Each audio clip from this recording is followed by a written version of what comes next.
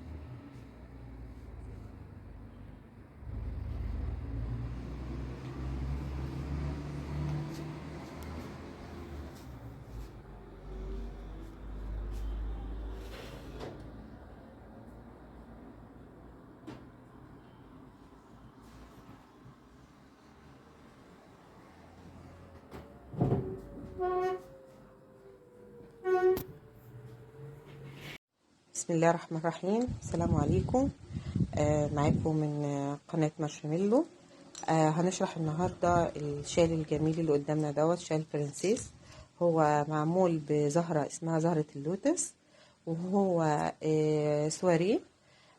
ادعمونا بلايك وشير عشان نشرح لكم الشال الجميل ده، تفاصيله ايه بالملي، ونقدر نعمله مع بعضينا واحدة واحدة، ونشوف الجمال واللمعة اللي في الخيط ولمعة الشغل وجماله. اتمنى ان انتوا تكونوا معانا على قناة مارشميلو، ودعمونا سبسكرايب وشير، وان شاء الله نكون معاكم على طول في كل طلباتكم. الشال مقاسه هو 2 متر وربع، في عرض متر تقريبا، وهو في منتهى الجمال والروعة، وان شاء الله ينول اعجابكم.